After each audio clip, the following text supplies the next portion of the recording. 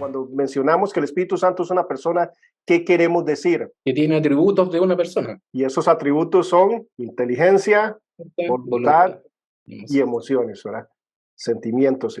Y eso lo vimos bíblicamente. Miramos que se usa el pronombre masculino él, ekeinos, para referirse al Espíritu Santo 16 veces en la Escritura. Hablamos de que, ¿por qué hacemos referencia a ese pronombre personal? Porque la palabra sí es neutra, pero hablamos de que una palabra sea femenina, o si la palabra es masculina, no por eso es una persona, se le trata como persona, etcétera, etcétera. Bueno, todo lo que vimos la semana pasada, Jesús dijo que es un alos paracleto, alos, recordemos, otro igual a él. Y por lo tanto, como él es alguien con quien podemos relacionarnos, con el Señor Jesucristo, de igual forma podemos relacionarnos con el Espíritu Santo a nivel de persona. Como Jesús es Dios, el Espíritu Santo es Dios. Y hoy vamos a ver algunos versículos que nos hablan acerca de esto, acerca de la divinidad del Espíritu Santo. Ahora, son las riquezas que Pablo no podía dimensionar, alcanzar a comprender, cuando habla acerca de que ora para que alcancemos a rasgar profundidad, la altura, la anchura del amor de Dios, de quién es Dios, de su revelación. Primeramente vemos la ofrenda que se pagó por nosotros. Yo creo que si hubiera sido en mis tiempos, yo hubiera tenido que ofrendar una palomita. Lo más que podía ser, un becerro era lo máximo. Por mí no se pagó un becerro, no fue un ángel, no fue un arcángel. Es Dios mismo hecho carne lo que se pagó para justificarnos a nosotros. Ese es el precio que se pagó por nosotros en la cruz del Calvario. Y lo que se imputó a nosotros, lo que se nos aplica a nosotros, ¿cómo es? ¿Es una vida buena? No, es una vida perfecta. Es la justificación de nosotros, es en la forma en que Jesús vivió, es como nos mira el Padre. Desde esa perspectiva, por eso podemos llegar confiadamente. Es inmenso lo que se pagó por nosotros, el rescate del precio por nosotros. Por eso es que la seguridad de nuestra salvación está segura, valga la redundancia. ¿Por qué? Por la clase de sacrificio que se pagó en nuestro lugar. Esa es la clase de sacrificio. Por eso cada vez que nosotros ponemos en duda nuestra salvación, estamos minimizando el sacrificio de Cristo Jesús. Ahora, cuando nosotros estamos practicando un pecado de más, tenemos que cuestionarnos si hemos nacido de nuevo o no, cuando nos da lo mismo. Por ejemplo, mi hija, ahorita Satanás está luchando mucho con eso, con ella, aspectos de la seguridad de la salvación. Y cumplió 9 años y una de sus luchas es, papi, me he soñado 2 veces que viene el rapto y me quedo. Ella está preocupada. Entonces yo le explico que es como cuando ella tenía temores de que en la piscina había un tiburón. Una de las cosas importantes que es testimonio a nosotros es el hecho que aquellos que estamos preocupados por nuestra salvación en algún momento es producto que somos salvos. La gente no salva no se preocupa de su salvación. La gente no salva no está pendiente de que, oh, wow, es que estoy fallando en esto y no quiero fallar en esto. No, ellos les da lo mismo porque no tienen una nueva naturaleza que lo lleva a ¿qué? Arrepentimiento. Ellos lo que tienen es remordimiento y no quieren consecuencias, pero no es el caso de nosotros. Con esta nueva naturaleza, me vean o no me vean, no puede soportar eso. Vivir en pecado uno no lo puede soportar, pero eso es parte de la nueva naturaleza. Pero vemos el regalo que tenemos en la seguridad de nuestra salvación. ¿En qué? En la obra exclusiva y absoluta de Cristo Jesús y nada más. Y nada más. Es en la obra redentora de Cristo Jesús. Por eso me sé salvo. Se va a demostrar en nuestras vidas. Hay un cambio en nosotros. Hay esa nueva naturaleza en nosotros. Hay un deseo incontenible de querer agradar y glorificar y exaltar a nuestro Dios. Y un sentimiento de miseria y demás cuando nosotros estamos en una lucha específica y estamos fallando constantemente en eso. Y lo que hay que hacer es, por eso el Señor no nos dejó solos. Aquí hay alguien que le ha fallado al Señor más de una vez. En lo mismo, sí, ¿verdad? Y tenemos áreas específicas donde necesitamos apoyo y demás. Víctor, mira, su problema es en este aspecto, pero tal vez es que usted no le alcanza la oración de las 5 de la mañana, que ora 2 minutos. Esos 2 minutos tal vez no le alcanzan para todo el día, para estar fuerte espiritualmente. Uy, no había visto eso, ¿eh? Pero a veces no es tan obvio, pero hay situaciones en las cuales, ¿verdad?, necesitamos que los hermanos nos ayuden a crecer y a luchar en estas áreas espirituales. La primera bendición es que Cristo Jesús, que Dios dio a su propio Hijo por nosotros para salvarnos. Esa es la clase de seguridad que podemos tener en nuestra salvación. La perfección misma, Dios mismo muriendo en una cruz en mi lugar, por mis pecados. Entonces, como tan claro estoy de mis pecados, tan claro estoy de mi justificación en la fe en Cristo Jesús, en su obra redentora y perfecta.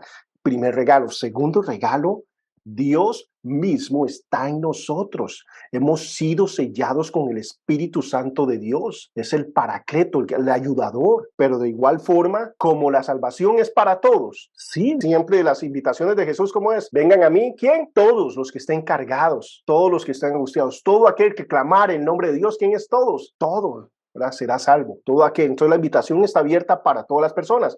¿Es efectiva con todas las personas? No, solo aquellos que lo reciben. Son aquellos que lo aceptan, pero es increíble, ¿verdad? El regalo que está ahí, el Espíritu Santo, de igual forma, está en todos los creyentes. Hemos sido sellados con el Espíritu Santo, hemos nacido del Espíritu, pero ¿se podrá ver más el Espíritu Santo actuar en una persona que en otra? Por supuesto, porque se trata de obediencia y se trata de sometimiento. El Espíritu Santo está guiando, pero al igual que mi hija, mientras ella no me diga, papi, amárreme los zapatos, va a seguir luchando, ¿verdad? Bueno, hace años, ¿verdad? Luchando para amarrárselos ella misma, porque ella puede, porque ella sabe, con 2 años de edad en ese entonces. Hasta que dice, papi, no puedo, ayúdeme. Yo llego, ¡pum!, 5 segunditos y ya tiene los 2 zapatitos amarraditos y puede ir a jugar y hacer lo que quiere. De igual forma, el Espíritu Santo está ahí para guiarnos. Ahí está el Espíritu Santo para hacernos efectivos, para dar un consejo certero, no un consejo bueno, un consejo que llega al corazón, a lo más profundo.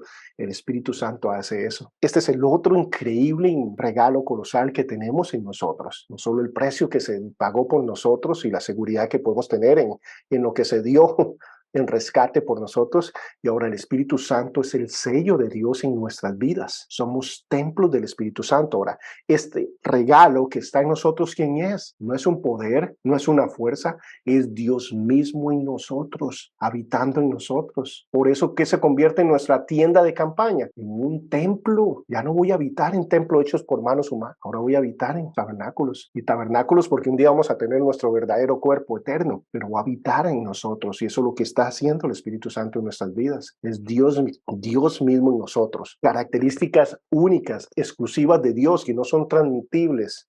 Estos atributos de Dios no se pueden transmitir. Uno de ellos es la eternidad. ¿Por qué? Porque cuando hablamos de eternidad desde la perspectiva de Dios, es la autoexistencia, es no depender de nada, es la causa incausada, es que siempre ha existido, no tiene un principio, no tiene un fin. Por eso él dice, yo soy el único Dios, soy el alfa y el omega, que significa que no hay nada en medio, yo soy todo, yo lleno todo, yo llego de la A a la Z, diríamos en español, yo lleno todo. ¿Qué hay antes de la A en nuestro alfabeto? No existe nada. ¿Qué hay después de la Z? No existe nada. Ese es nuestro Dios, es todo. Es completo, es absoluto, es eterno. El Espíritu Santo es eterno. Y la Biblia declara eso. Está con nosotros siempre. En el Antiguo Testamento, que venía y ayudaba a una persona y la guiaba y le daba el poder y lo que necesitaba en el momento para una acción determinada. Y luego se iba. No, pero nosotros, y el Espíritu Santo está en nosotros para siempre. Entonces dice, el Espíritu Santo es eterno. Esto no lo tiene absolutamente nada creado, porque creado significa que llegó a existir. Hebreos 9:14 nos dice, ¿cuánto más la sangre de Cristo, el cual mediante el Espíritu, ¿cómo? Eterno, se ofreció a sí mismo sin mancha a Dios, limpiará vuestras conciencias de obras muertas para que sirváis al Dios vivo. Entonces se le llama al Espíritu como eterno, sin principio, sin fin. El Espíritu Santo es omnipresente, características de nuevo exclusivas de Dios, estar en todo lugar, la omnipresencia. El Salmo 139, del 7 al 10 dice, ¿a dónde me iré de tu Espíritu? ¿Y a dónde huiré de tu presencia? Si subiera a los cielos, allí estás tú. Si en el Seol hiciere mi estrado, he aquí, allí tú estás. Si tomare las alas del alba y habitar en el extremo del mar, aún ahí me guiará tu mano y me asirá tu diestra. Maravillosa forma de decir, Dios está en todo lugar, el Espíritu Santo está en todo lugar. Y qué importante, porque es nuestro ayudador, ¿verdad? Entonces, donde estemos nosotros, Él está ahí. Luego hablando de omnisciencia, qué importante, porque Él es nuestro maestro. Pero este es un maestro que usted le puede hacer la pregunta que sea y Él sabe absolutamente todo, de lo presente, pasado y futuro. O sea, Él es Dios, Él es omnisciente y Él está, ¿verdad?, en nosotros. Primera de Corintios 2, del 10 al 11. Pero Dios nos la reveló a nosotros por el Espíritu, porque el Espíritu todo lo escudriña, aún lo profundo de Dios. Porque ¿quién de los hombres sabe las cosas del hombre sino el Espíritu del hombre que está en él? Así tampoco nadie conoció las cosas de Dios sino el Espíritu de Dios.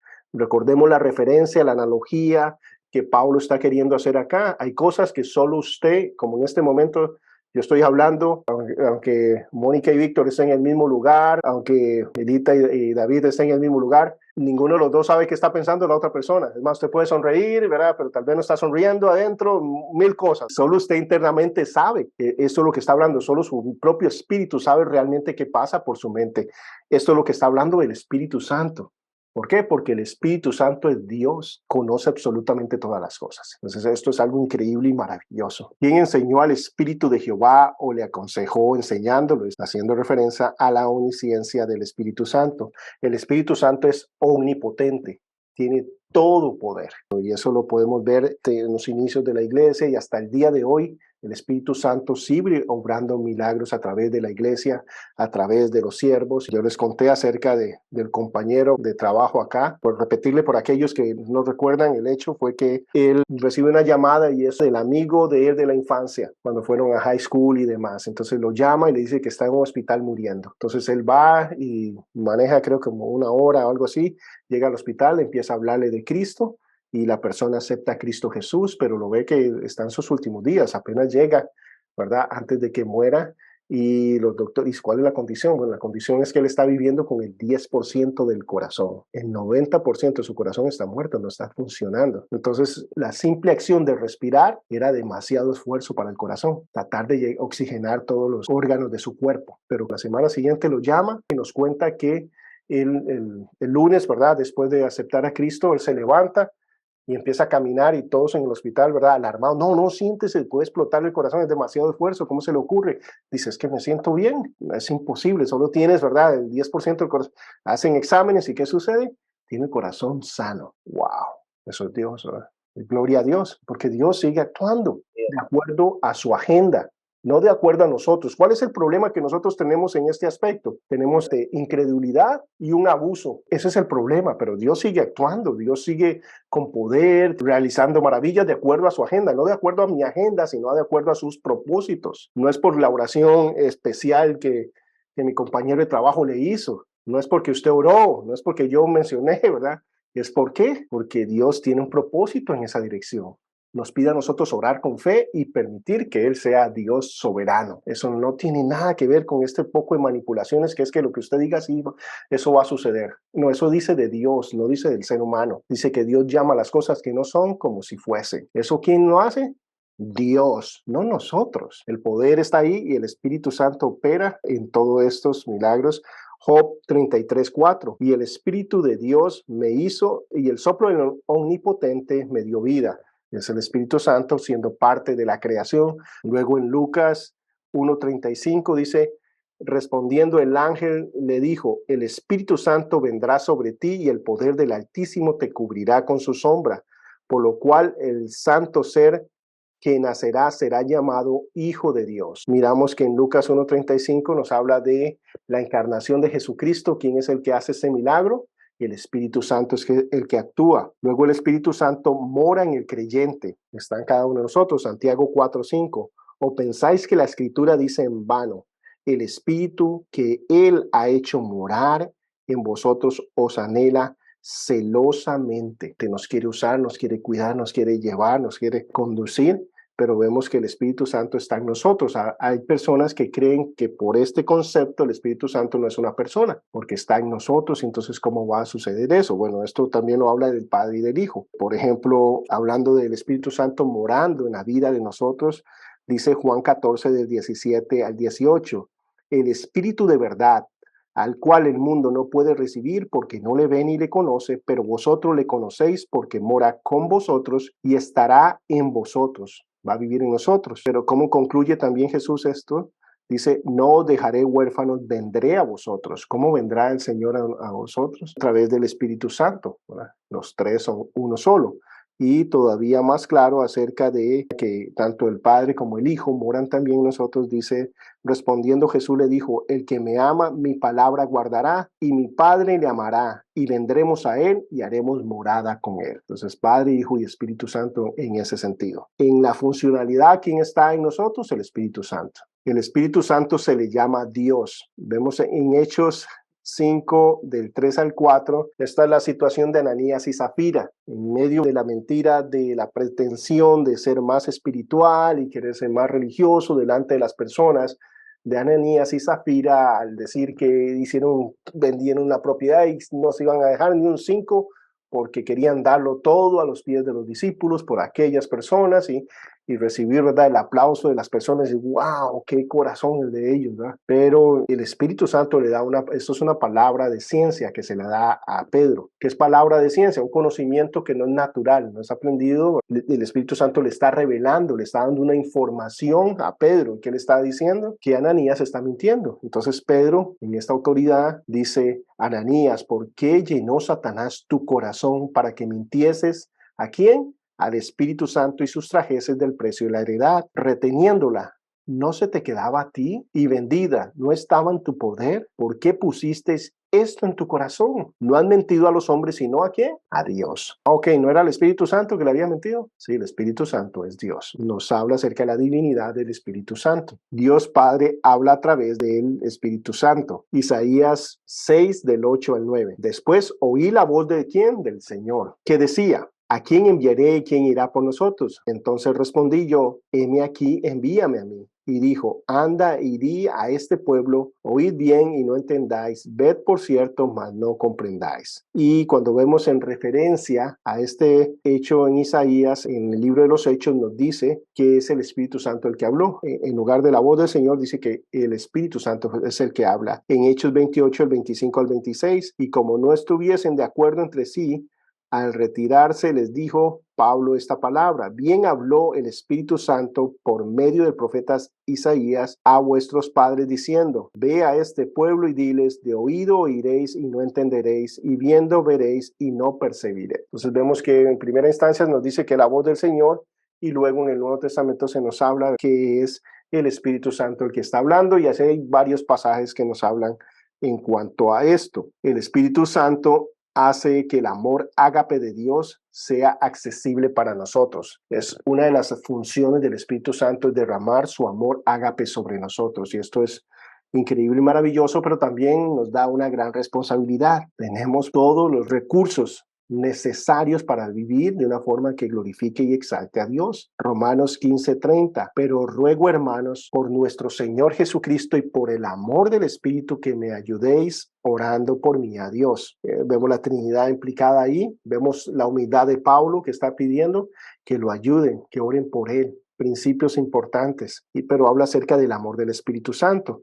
Y en Gálatas 5:22 dice: mas el fruto del Espíritu es amor, gozo, paz, paciencia, benignidad, mansedumbre, templanza. Contra tales cosas no hay ley. Pero cuando nosotros leemos cuidadosamente, alguien ve un error gramatical ahí. Dice: mas el fruto, singular. Dice el fruto, no dice los frutos, dice solo uno. Dice: mas el fruto, como singular, del Espíritu es amor. Desde una perspectiva que se interpreta a la luz, ¿verdad?, de otros pasajes que nos hablan del amor es paciente, benigno, etcétera, da estas características. Entonces, una forma de interpretar esto es: el fruto del Espíritu, ¿cuál es? El amor ágape, el amor de Dios. Ese es el fruto. ¿Y cómo es este amor? Se manifiesta ¿cómo? Con gozo, con paz, con paciencia, benignidad, mansedumbre, fe, templanza. Dice: y contra tales cosas no hay ley. Entonces, el Espíritu, ¿verdad?, el fruto del Espíritu Santo, alguien lleno del Espíritu Santo es alguien lleno del amor de Dios. ¿Qué significa el amor de Dios? Que va a hablar la verdad, que va a hablar con valentía, que va a decir lo que la persona necesita escuchar, no lo que quiera, que es una persona que va a tener humildad, que va a tener paciencia. Entonces, por ejemplo, si tuviéramos que hacer un examen de cómo andamos en amor, ¿qué tendríamos que poner? Bueno, ¿cómo estoy amando a mi vecino? ¿Cómo estoy amando a mi esposa? ¿Cómo estoy amando a mis hermanos en la iglesia? No, eso no sería el examen. ¿Cómo sería el examen para saber cómo estamos en amor? ¿Cómo estoy con gozo? ¿Qué produce el gozo en mi vida? ¿Qué es lo que produce gozo en mi vida? No sé ustedes, pero los viernes que pagan produce un cierto gocecito, ¿eh? Pero eso es más felicidad que gozo, porque cuando ya pago, ya hasta luego, ¿eh? Se acabó. El gozo está, ¿verdad?, no en las personas, no en las cosas, sino que el gozo está en el carácter de Dios, en sus promesas, en la realidad de quiénes somos, de nuestra identidad con Dios y quién es Dios, realmente quién es nuestro Padre Celestial. El gozo se basa en eso, en que saber que sin importar la circunstancia, Cualquier cosa que estemos pasando es parte del plan, pero Dios nos va a sacar y nos va a llevar avante.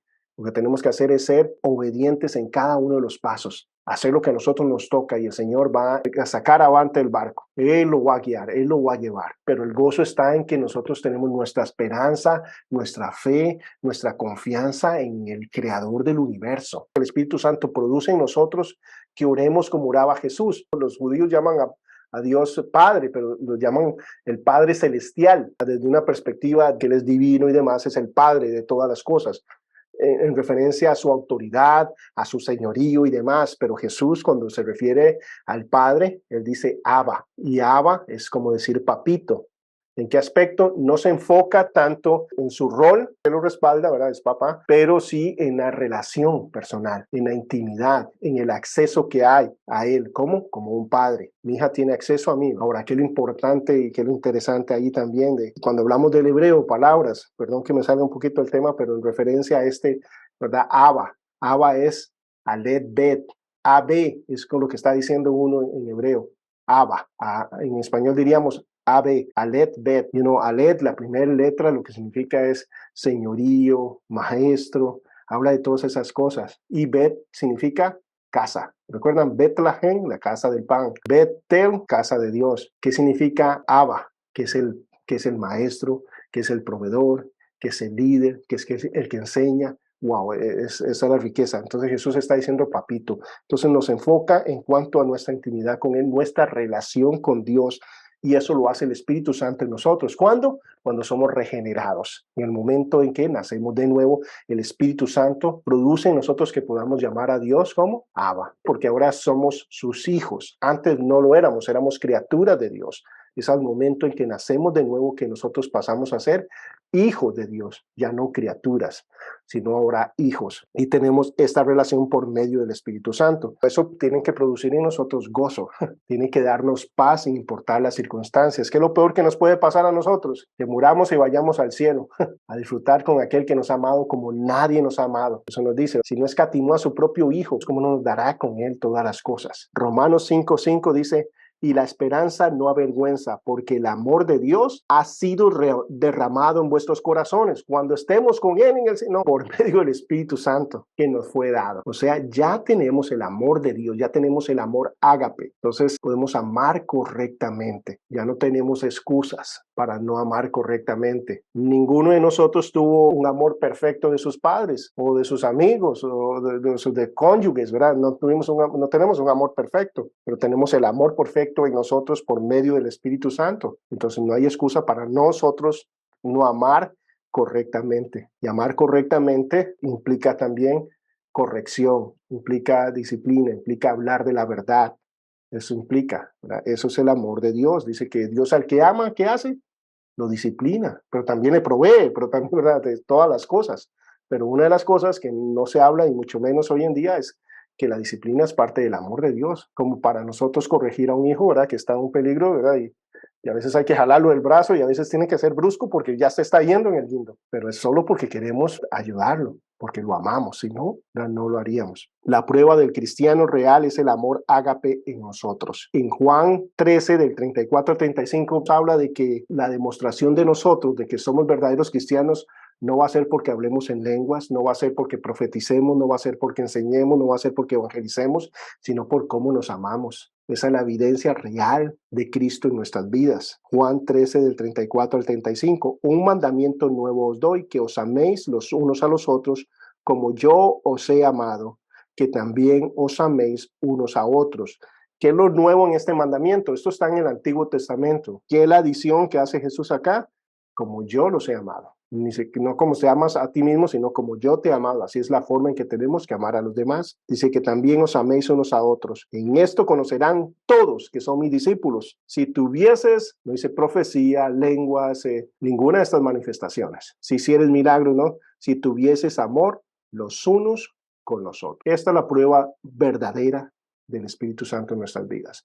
¿Y ese amor qué significa? Que al ser nosotros el que estamos manifestando el amor perfecto, a veces el amor perfecto en nuestras vidas, ¿cuál es? Pedir perdón, reconocer que hemos ofendido a alguien. a veces es la forma de manifestar el amor ágape hacia otra persona. ¿Por qué? Porque no siempre lo manifestamos correctamente o tratamos a las personas como Dios las trataría. A veces no somos lo paciente que Dios es con nosotros, con otros. A veces no somos lo generosos que es Dios con nosotros, con otros. A veces no somos lo amoroso que es Dios con nosotros, con los demás. Pero sí podemos hacerlo para la gloria de Dios, para el beneficio de la gente a nuestro alrededor, para la edificación de su iglesia y para acumular peso de gloria para nosotros por la eternidad. Es increíble la efectividad de un hijo de Dios siendo conducido, inducido, guiado por el Espíritu Santo. Comparar Gálatas 5, 22 y 23 con 1 Corintios 13, donde nos describe el amor. ¿Y cómo es el amor? Nos habla de gozo, ¿verdad? Dice el fruto del Espíritu es amor y luego dice gozo, que es una de las características del amor de Dios, el gozo. Dice, no se goza de la injusticia, mas se goza de la verdad, cuando habla del amor. Luego otra de las cosas dice paz, dice no guarda rencor, no tiene envidia, eso es lo que produce en nosotros paz. Paciencia, todo lo espera, todo lo soporta. Benignidad, es benigno, no se envanece. Benigno, ¿verdad? Habla acerca del bien, ¿verdad? Que uno siempre quiere hacer el bien a otras personas. La bondad, no busca lo suyo propio, no tiene envidia. La fe y fidelidad, dice, todo lo cree, todo lo sufre. Mansedumbre, no se irrita, no guarda rencor, no es sufrido. Templanza, dominio propio, ¿verdad? Dice, no hace nada indebido. Nunca deja de ser, no es jactancioso. Estas son las características del amor de Dios. Yo creo que ya esto llena nuestra lista de oración y esto nos lo ha dado el Espíritu Santo a nosotros para estar aprestos a actuar en esta forma. Cuando hablamos del Espíritu Santo en una persona, quiero ser enfático, esto no es el poder del Espíritu Santo, no te pone a hacer estas cosas. Pase de esa Biblia para acá. Allá hay una línea de poder de Dios. Yo lo declaro, allí hay. Pase, corra, pase, camina y pase.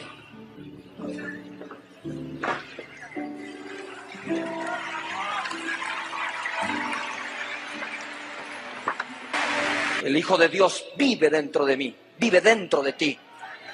¿Recibiste a Jesús hace una semana? Jesús está dentro de ti. El Hijo de Dios está aquí adentro de ti. Luisito, el de la batería, venga, rápido. Pase esa línea. Alan, venga. Llegue hasta donde pueda.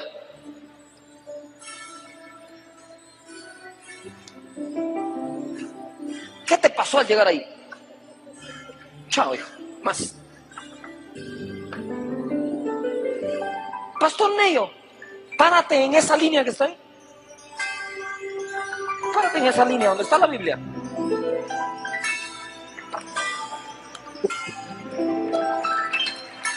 Pastor Pepe, ve y párate en esa línea.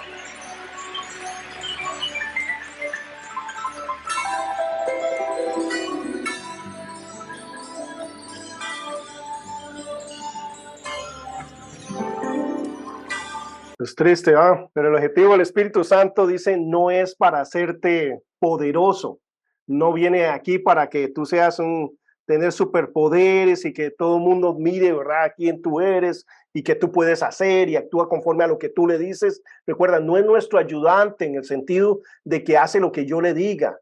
Es mi ayudante en que yo soy incompatible, que yo no puedo ni siquiera expresar lo que está escrito acá en una forma correcta, que llegue al corazón de las personas, que sea vida, que transforme a las personas. Es poder en la palabra de Dios que yo puedo minimizar en ese aspecto. Necesito la ayuda del Espíritu Santo para que no estemos transmitiendo solo conocimiento, sino vida, sino transformación, poder de Dios. Para eso necesitamos el Espíritu Santo, pero no es para que nosotros pensemos que hay nada especial en nosotros. Hechos 1:8 dice, pero recibiréis poder cuando haya venido sobre vosotros el Espíritu Santo. Ahora, ¿cuál es este tipo de poder?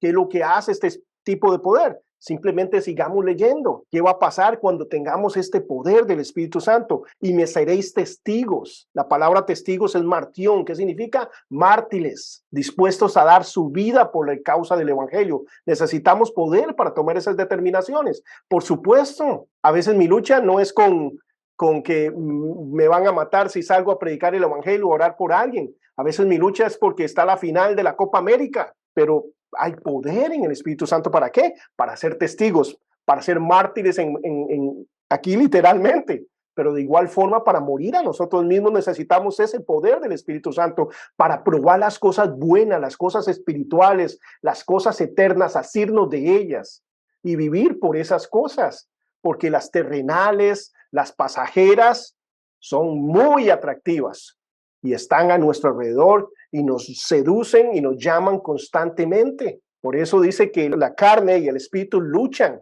nunca van a estar de acuerdo, siempre va a haber una lucha entre la carne y el espíritu. Y nosotros por eso dice, vivimos por el espíritu, andemos también por el espíritu. Me seréis testigos en Jerusalén, en toda Judea, en Samaria y hasta lo último de la tierra. Es un poder para vivir por la causa y la obra de Cristo Jesús, para llevar gloria a su nombre, para caminar conforme a lo que Él quiere que nosotros caminemos. Entonces, la obra del Espíritu Santo no es para hacerme poderoso a mí desde la perspectiva humana de que reconozcan quién soy y miren qué hago y qué no hago. El Espíritu Santo no se convierte en aquel a que sigue mis órdenes, sino como los discípulos seguían a Jesús, yo lo que hago es someterme al Espíritu Santo. Una analogía que se da acerca de alguien guiado por el Espíritu Santo dice, no os embriaguéis. Cuando uno está embriagado, ¿qué es lo que hace uno? Uno le da las órdenes al licor. No, ¿verdad? ¿Qué es lo que pasa? Está totalmente rendido al licor. Usted no sabe ni qué hace y qué no hace, no sabe ni cómo hablar, a veces no puede ni pronunciar, dice cosas que no quiere decir, hace cosas que no quiere hacer porque está bajo la influencia del licor. ¿Qué tanto más con el Espíritu Santo? Cuando estamos bajo la influencia del Espíritu Santo,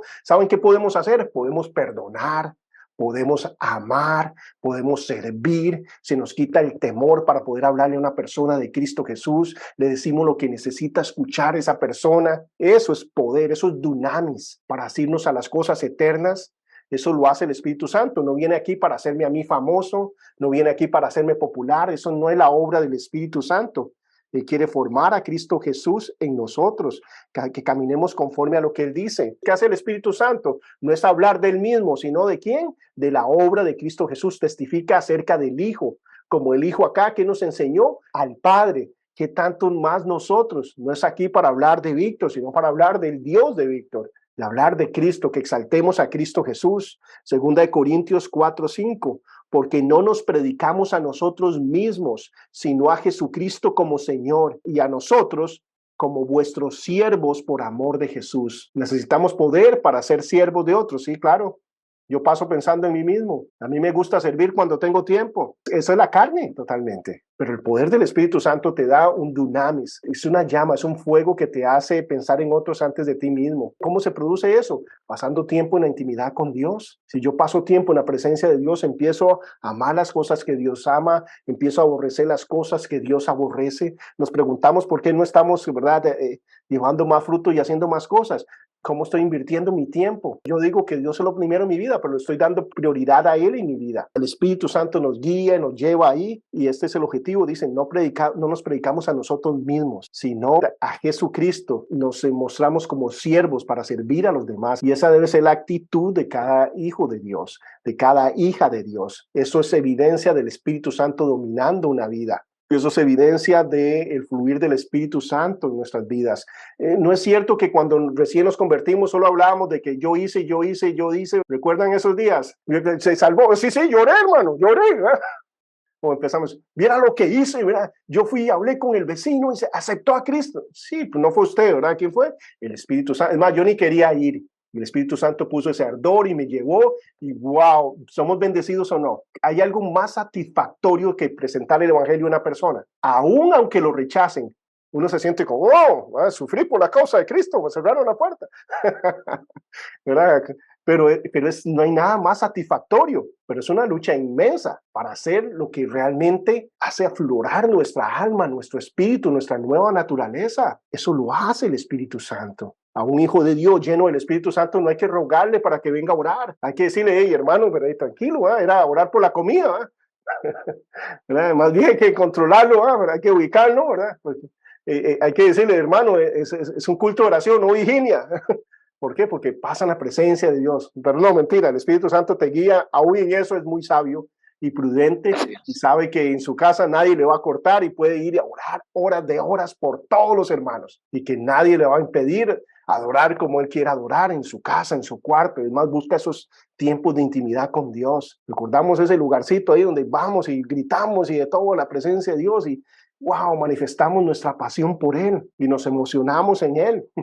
Eso lo hace el Espíritu Santo en nuestras vidas, pero no está aquí para hacernos popular ni para que nosotros, sino siempre nos da ese sentido.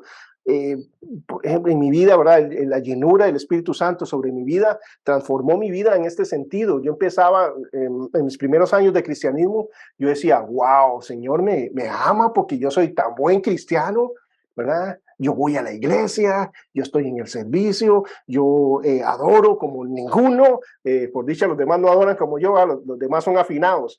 Estoy en este ministerio, Dios tiene que estar. Wow, Víctor, viene al servicio, viene a los 3 servicios. Wow, cuando en mis tiempos el domingo habían 2 servicios. Iba a una iglesia bautista, entonces iba en la mañana, era escuelita dominical y en la noche era de evangelismo. Pero el punto es que íbamos del domingo 2 veces, esto y lo otro. Entonces yo decía, wow, Dios, ¿verdad? Tiene que estar contento. Pero cuando el Espíritu Santo vino sobre mí, no solo la obra que estaba haciendo en mi vida, pero sobre mí, ¿saben qué pasó? Yo entendí que ir a la iglesia es una necesidad para mí, que yo necesito eso, que mi alma necesita eso, que yo necesito adorarlo con los demás hermanos, que yo necesito dones de los otros hermanos que me ayuden a mí a formarme en las áreas que tengo que crecer, que tengo que madurar, que Dios me habla a través de todos los hermanos en la iglesia, de ser humilde, ser abierto y sensible a que Dios nos está formando. Pero eso lo hace el Espíritu Santo sobre nosotros. Nuestra forma de pensar y de actuar cambia totalmente y me doy cuenta de que cuando yo no voy a la iglesia, me dice el Espíritu Santo, no pregunte cómo estuvo el culto o el servicio. ¿Por qué Espíritu Santo? Porque no hubo. ¿Cómo que no hubo? Si usted no fue, no hubo culto ese día. El culto se lo da usted a Dios. Eso es lo que me dice el Espíritu Santo. La adoración se la da usted a Dios. No diga cómo estuvo la adoración. Depende de su corazón, porque usted es el que está adorando a Dios o no. El Espíritu Santo no está aquí para hacernos ricos. Hay personas que quieren comercializar los milagros, que quieren sacar provecho de estas cosas. Eso no es el Espíritu Santo. Llame en ese momento, mande su ofrenda y el milagro de Dios pacte y entonces Dios va a hacer. Si usted pacta, va a haber el milagro de Dios. Yo nunca veo a Jesús cobrando por ningún milagro. Eso no es bíblico. Eso no es de Dios. Ahora, yo entiendo también cuál es el problema. La iglesia ha sido tan abusada que las iglesias sanas siempre sufren de finanzas porque la gente ya no quiere dar. Ha sido tan abusada que ya siente como que es malo. O a veces dentro de las iglesias que yo pertenezco, Calvary Chapel, hasta se ve como casi pecado hablar de la ofrenda. Y no es cierto, es una bendición. Pero tiene que ser de personas de voluntad, porque si no, no sirve de nada la ofrenda. Tiene que ser algo voluntario de la persona, no algo exigido. Bueno, nosotros no vamos como una, ¿cuánto gana? ¿Cuánto tiene que sacar? No, es usted y Dios. Pero alguien lleno del Espíritu Santo va a ser una persona generosa. El Espíritu Santo te guía a eso. Poder dar, ¿cómo? En la forma que Dios quiere para poder recibir recompensa. Por ejemplo, si yo tengo un problema con mi hermano, ¿sirve lo que yo dé de ofrenda? No, de nada. Mi adoración no llega al cielo. Yo no puedo levantar manos santas cuando tengo un problema con mi hermano, cuando hay rencor, cuando hay enojo, cuando hay ira. Dice el Señor que está bloqueado el acceso en ese aspecto. Dice, deja ahí tu ofrenda. Y cuando hago ofrenda, hablemos los generales, nuestro cuerpo, nuestro ser entregado a Él. Deja ahí tu ofrenda. No empieces a cantar que me amas. Ve y arréglate. Tal vez el hermano no va a aceptar, bueno, ya es asunto de él, pero yo voy en mi libertad, no voy a tener rencor hacia la persona, voy a decirle lo que no me gustó, voy a pedirle perdón, tal vez en que el error fue mío y esperar en Dios verdaderamente que haya una reconciliación para no estorbarle a Él también en su adoración. Pero esa es la forma en que podemos adorar. Entonces, queremos hacerlo conforme a lo que Dios dice, para poder ver el fruto. El objetivo del Espíritu Santo en tu vida no es que tengas todo lo que has soñado y mucho más materialmente hablando, sino es voy a tener todo lo que necesito para llevar gloria y honra al nombre de Dios. Si necesito alimentar 5,000 personas, ¿qué va a pasar? Dios va a proveer para eso. Si necesito un aposento alto para hacer la cena, va a estar ahí. Lo que necesitemos para la obra de Dios va a estar ahí. A la gente que tenga que alimentar Dios, ¿verdad? Porque estoy siguiendo, ¿qué? La voluntad de Dios. Estos son los requisitos en cuanto a aquellos siervos de Dios. No dado al vino, no pendenciero, no codicioso de ganancias deshonestas, sino amable, apacible, no avaro, no codicioso de ganancias deshonestas y también no avaro, por si no entendimos, ¿no? Todo aquel que firma para ser un siervo de Dios realmente va por pura fe Y a veces nosotros podemos ver la mano de Dios mucho más allá de lo que nosotros esperamos, pero eso no es la regla. Pero estamos dispuestos a cualquier cosa. Y eso es importante, que el siervo de Dios esté dispuesto a cualquier cosa. No tiene que ser que todo lo tengo asegurado y todo lo demás, no tiene que ser así. Nosotros podemos ver, por ejemplo, desde mi perspectiva como misionero, la iglesia mía es muy responsable con nosotros, como familia. Digamos, a nivel de ministerio, si Dios llama, Dios provee, pero a nivel de familia, ellos dicen, bueno, como usted lo que usted hace, usted no cobra por hacer esto, ustedes dos con tu hija queremos apoyarlos y nos soportan. Hay un montón de casos de amigos míos, misioneros y demás, que la iglesia ni se acuerda de ellos. Pasan necesidades increíbles. A veces nosotros estamos ahí ayudándoles y cosas de ese tipo. Pero lo malo es que un jovencito me ve a mí y diga, oh no, y Víctor le dieron hasta una oficina ahora en California. ¡Wow! Quiero ser misionero. Pero el punto es, ¿se entiende? No tiene que ser así. Eso es según cada uno. No es que Dios amaba más a José y por eso llegó a ser el segundo, ¿verdad?, en Egipto.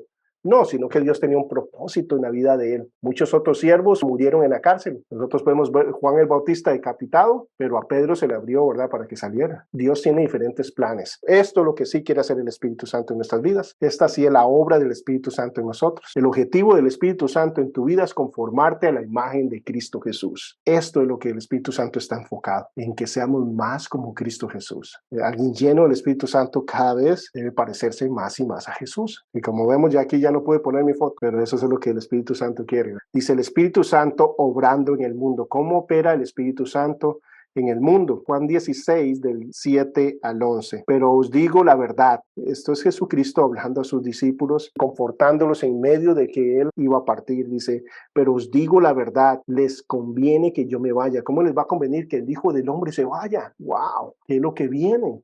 Que sea de tanta bendición para ellos mismos como para que Jesús se vaya y sea mejor. Porque si no me voy, el Consolador no vendría a ustedes, el Paracleto no podría venir. Pero si me voy, se los enviaré. Ahora, algo importante acá no es que el Espíritu Santo no podía estar acá porque es Jesús mismo. No, ¿por qué? Porque Él dice que va a ir, pero para enviárselo. ¿Por qué? Porque es otro. ¿En qué sentido? Un solo Dios, una usía, pero en tres personas. Cuando Él venga, convencerá al mundo de pecado, de justicia y de juicio. De pecado por cuanto no creen en mí, de justicia porque voy al Padre y ustedes no me verán más, y de juicio porque el príncipe de este mundo ha sido juzgado. Entonces dice, el Espíritu Santo convence de pecado. Entonces, la pregunta sería, ¿de qué pecado? Por ejemplo, los judíos tienen 613 mandamientos. Cuando hablamos acerca de pecado, ¿en qué estamos pensando normalmente? En la mentira, el robo, el engaño, la pornografía, la fornicación, el homicidio. Es lo que viene a nuestra mente. La labor del Espíritu Santo con el mundo no es esa, porque están muertos en sus delitos y pecados. Ellos no necesitan dejar de tomar, de fumar, no necesitan dejar las drogas. Todas esas cosas son buenas, pero hay un montón de personas morales que van rumbo al infierno. De hecho, el mismo enemigo, Satanás, está detrás de un montón de causas morales. ¿Por qué? Porque hace sentir a las personas que son buenos, pueden por sus propios medios ser salvos, y todo eso más bien los aleja de la realidad de que sin Cristo están muertos y están separados de Dios. La obra del Espíritu Santo es más en convencer al mundo de pecado por cuanto no creen en Cristo Jesús, no de pecado de cambiar su estilo de vida, porque aunque tuvieras un estilo de vida muy moral, como el caso de Nicodemo, era una persona ejemplar en todos los aspectos de lo que implicaba la religión, de lo que implicaba las relaciones con los demás, era respetado, era reconocido, se ve que es una persona noble, etcétera. Todas esas características las tenía Nicodemo, que le dijo: Jesús, es necesario nacer de nuevo, tiene que haber una regeneración. Algo increíble y maravilloso es la obra del Espíritu Santo convenciendo al mundo de pecado por cuanto no creen en Cristo Jesús. ¿Por qué? No sé ustedes, pero yo me creía salvo antes de venir a Él. Yo pensaba que iba a ir al cielo, que yo hacía muchas cosas muy bien, que Dios estaba feliz conmigo, y la Escritura decía que yo era un enemigo de Dios. Vemos la importancia fundamental del Espíritu Santo para sacarme la mentira tan grande de que yo puedo ser salvo por mis propios medios.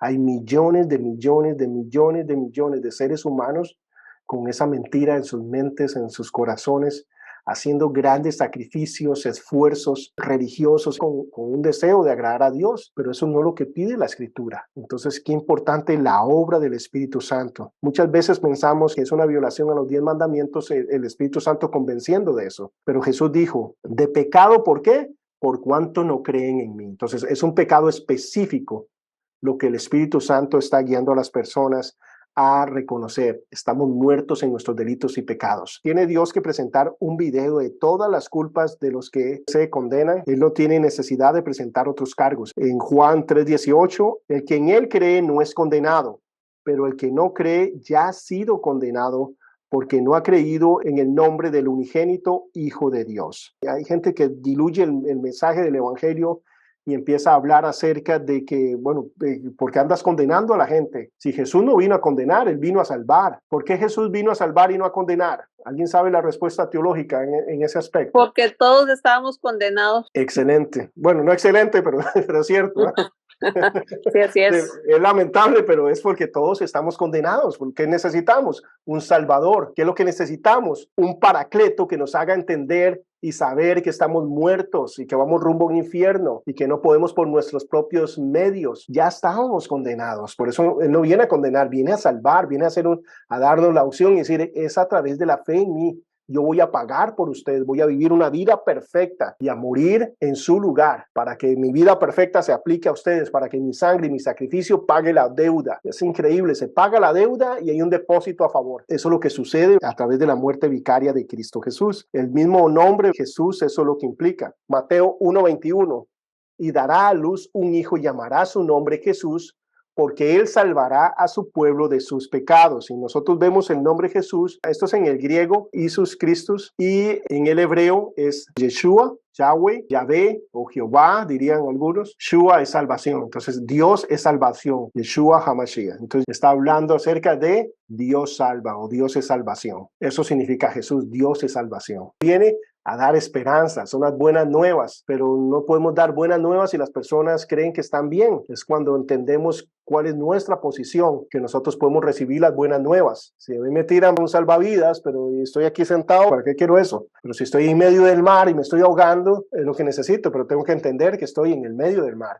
Esa es la obra del Espíritu Santo. Por eso en el evangelismo el poder más grande está en pasar tiempo en oración, en ser sensible al Espíritu Santo, en mirar qué está haciendo Él y compartir con los demás, pero en esta unción del Espíritu Santo, porque la salvación es un milagro, es una regeneración, es alguien que está muerto y pasa vida. Eso es lo que sucede. Entonces la misión de Jesús nos habla acerca de esto. Lucas 19:10, porque el Hijo del Hombre vino a buscar y a salvar lo que se había perdido. ¿Cuál era el problema de los fariseos? Que no estaban perdidos según ellos. Ese es el problema. Ellos no reconocen que ellos necesitan salvación. Y es el problema de muchas personas hoy en día.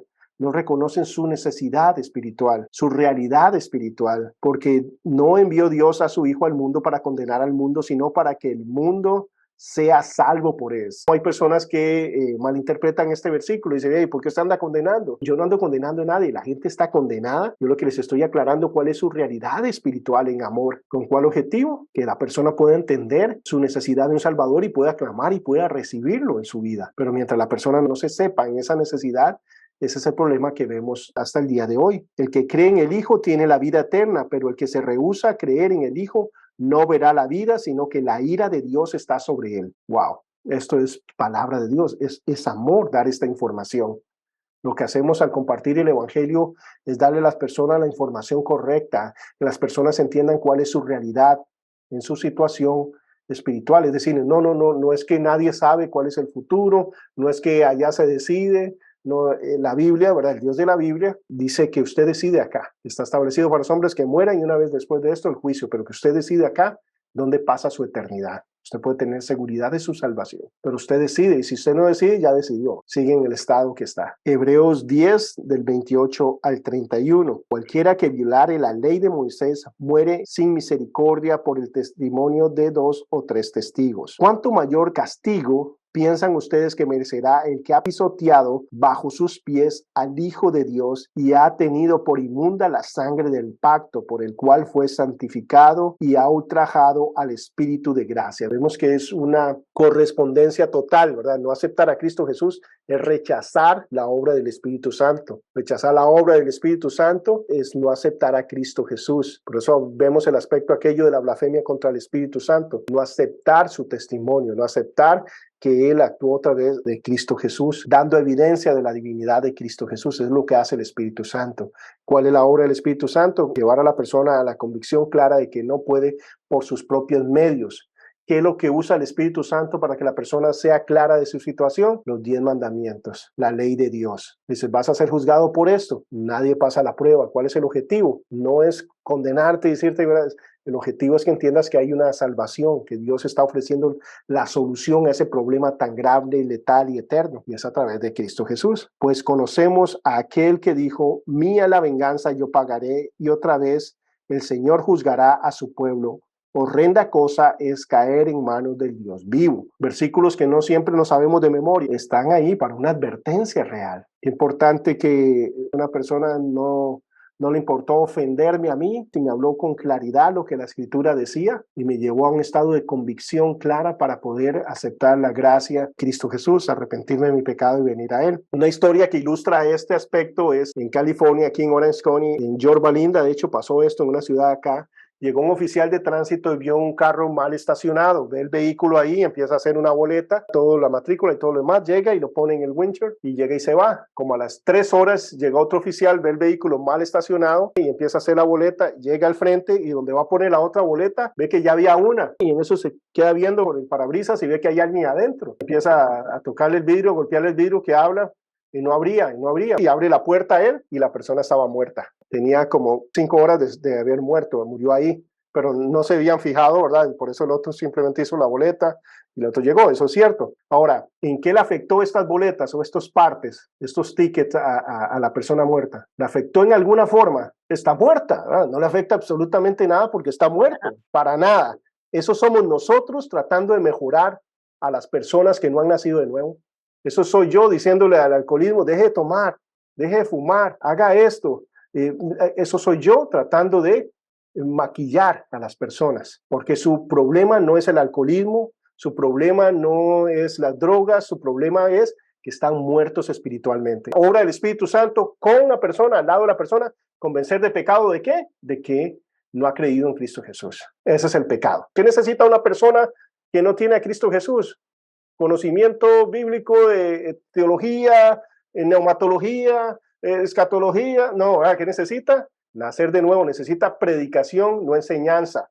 ¿Qué necesita un cristiano? No predicación. ¿Qué necesita? Enseñanza. Y ese es el problema que a veces tenemos en nuestras iglesias, que solo se predica en la iglesia. Entonces no hay enseñanza y los cristianos no maduran. O no hay predicación. Entonces hay personas que nuestro objetivo, ¿cuál es? Evangelizarlos, predicarles. Y hay otras personas que son para darles carnita, para que maduren, enseñanza es lo que necesitan. Entonces, segundo aspecto del Espíritu Santo con la persona, convence de justicia. Cuando hablamos de justicia es lo mismo que hemos hablado acerca de que nos es imposible justificarnos por nuestros propios medios, pero ¿alguien ha tratado de justificarse por sus propios medios? ¿Alguien ha tratado de ganarse el cielo? No sé, la mayoría de ustedes tal vez nacieron en iglesias sanas, pero en mi caso también, pero te falta crecimiento y madurez, entonces acepté a Cristo como 3 veces. Acabamos de terminar una semana con los niños, como un VBS, una escuela de vacaciones acá, Talent Camp se llama, y ¿verdad?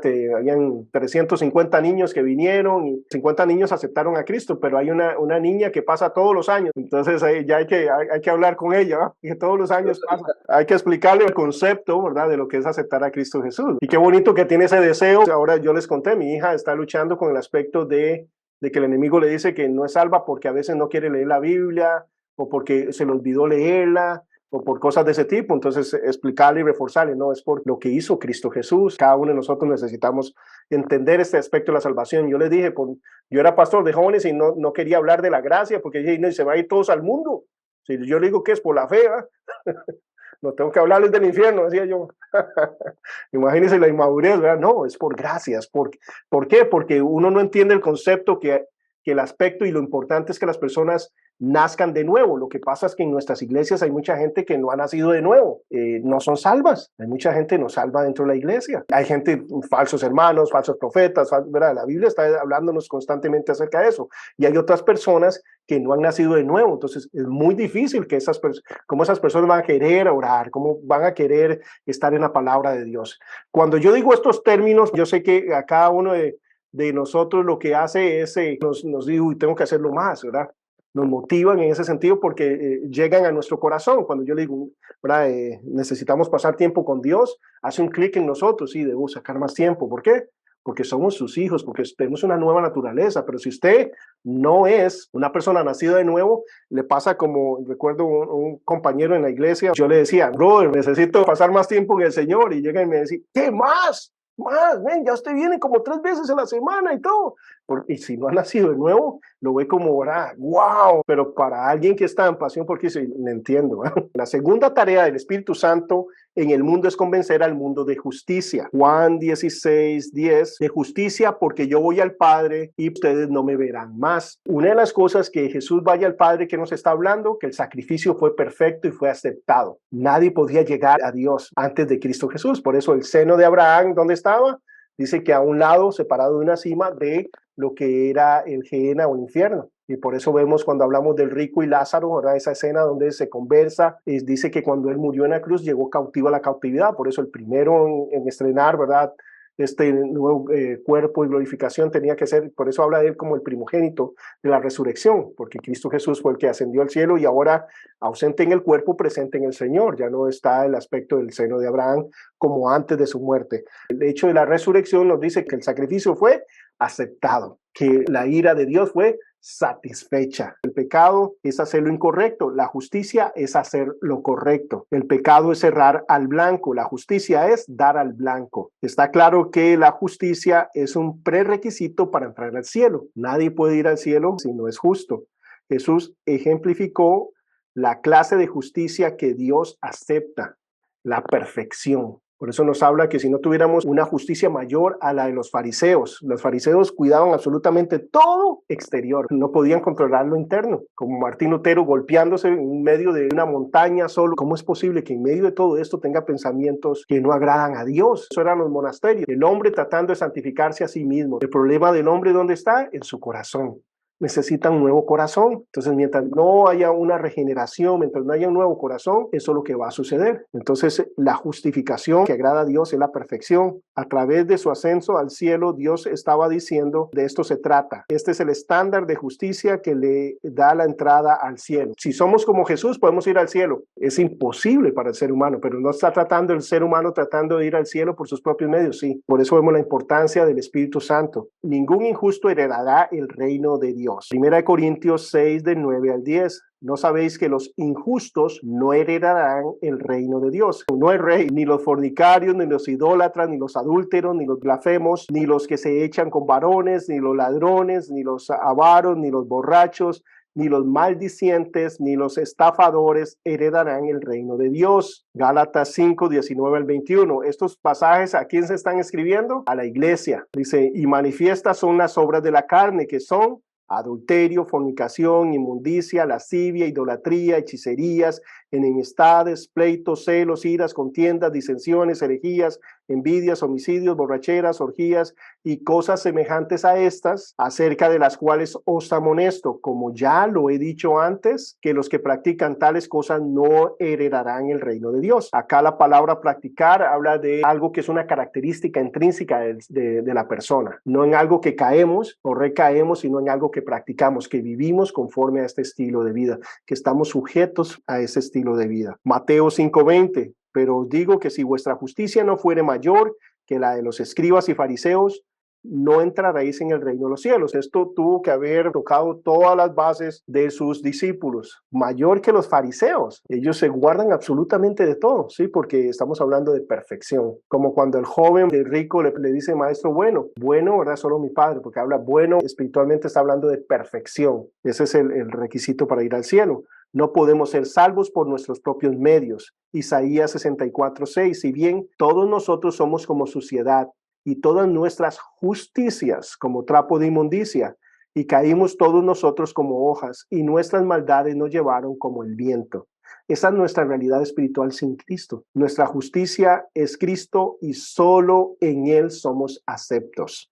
Y esta es la obra del Espíritu Santo. Efesios 1 del 6 al 7. Para la alabanza y la gloria de su gracia, con la cual nos hizo aceptos en el amado, en Cristo, acepto en Cristo, en quien tenemos redención por su sangre y perdón de los pecados según las riquezas de su gracia. Wow. Filipenses 3:9. Y ser hallado en Él. ¿Y ser hallado en quién? En Cristo.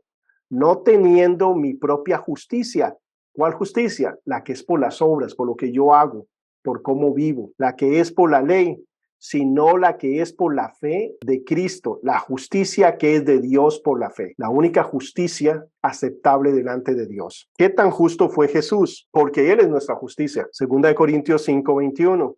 Al que no conoció pecado, por nosotros lo hizo pecado, para que nosotros fuésemos hechos justicia de Dios en Él. ¿Qué quiere decir esto? Que tenemos derecho a ser salvos. ¿En qué aspecto? Si mi confianza está en la obra sustitutiva de Cristo Jesús. Se pagó por mí, por mis delitos, en la cruz del Calvario. Por eso sé que soy salvo, porque Dios es justo. Y como Él es justo, sabe que ya se pagó por mí. Esto es increíble, ¿verdad? Hebreos 4:15.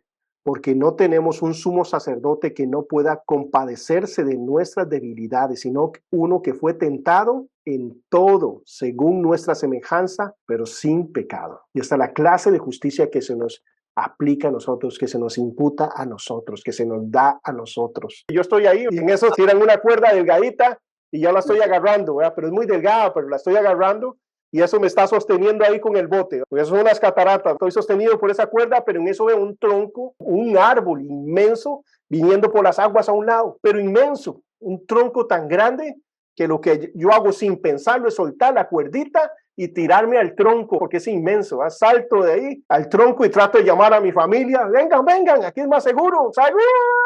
De voy al fondo. ¿Qué es lo que va a pasar con tirarme al tronco? Más rápido caigo, ¿no? Por supuesto. ¿Cuál es el tronco? El tronco es tan grande y tan robusto y tan fuerte que me da seguridad, me da como, uy, no, esto sí me puede salvar.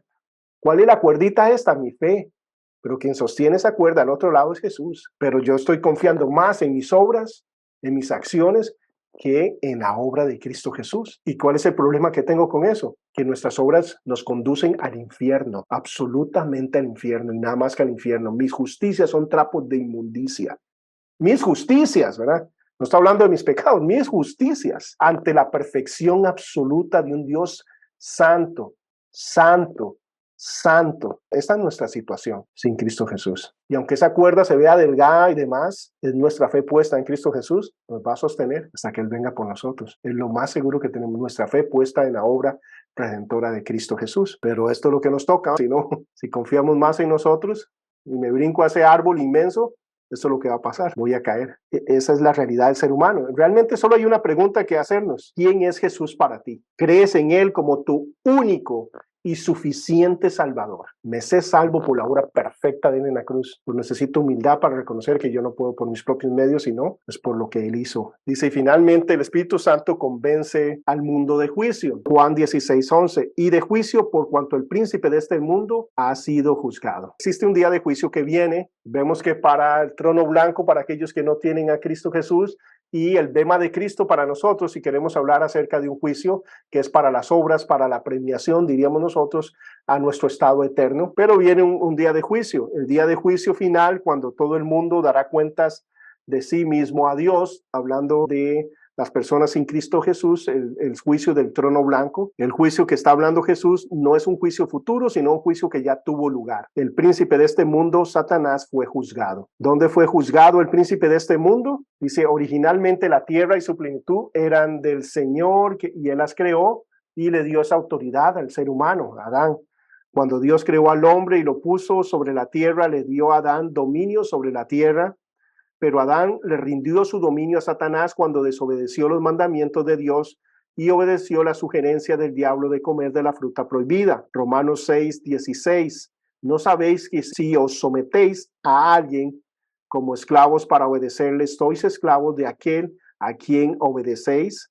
sea del pecado para muerte o sea de la obediencia para justicia. En Lucas 4:6, y le dijo el diablo, y esto es a Jesús cuando lo tienta, Satanás tiene dominio, estamos bajo el sistema del enemigo en este mundo, por eso vemos lo que vemos. Dios es soberano sobre todo, pero el dominio de este mundo, Satanás lo tiene, desde la perspectiva de su influencia y de todo lo que nosotros vemos en este tiempo. Y le dijo el diablo, a ti te daré toda potestad y la gloria de ellos, hablando de los reinos, porque a mí me ha sido entregada y a quien yo quiero la doy. Eso es Satanás hablándole a Jesús acerca del dominio sobre los reinos, sobre gobernar sobre todos los países, diríamos hoy en día y demás. Él domina, él controla, y eso es lo que vemos a nivel mundial. Pero el punto acá es que Jesús no le dice, ¿cómo se le ocurre a usted decir que usted tiene dominio? No, no dice nada de eso. ¿Por qué? Porque es el príncipe de este mundo, así lo llama Jesús. Está gobernando en ese aspecto sobre aquellos que no han nacido de nuevo. Por eso se nos habla de juicio. Sobre nosotros no tiene dominio en absoluto. Por eso se nos habla de testimonio del Espíritu Santo de este juicio sobre Satanás. Juan 14:30. No hablaré ya mucho con vosotros porque viene el príncipe de este mundo y él nada tiene en mí. Pero Jesús no estaba dispuesto a que esta situación permaneciera así. El triunfo de la cruz. Colosenses 2 del 13 al 15. Y vosotros estando muertos en pecados y en la incircuncisión de vuestra carne, os dio vida juntamente con él, perdonándoos todos los pecados y anulando el acta de los decretos que había contra vosotros, que nos era contraria, le pertenecíamos a él, estábamos bajo su dominio, quitándola de en medio y clavándola en la cruz, y despojando a los principados y a las potestades, los exhibió públicamente, triunfando sobre ellos en la cruz. Esta clase de triunfos no son las que nos gustan a nosotros, ¿verdad? En la cruz, a través de sufrir, a través de pagar, a través de responsabilizarse por los que no podíamos, ¿verdad? Pero es la forma en que Jesús lo hizo. Por eso tomó un cuerpo para poder cumplir con todas estas demandas legales, por decirlo de una forma, porque Dios no puede negarse a sí mismo, porque la justicia demanda eso.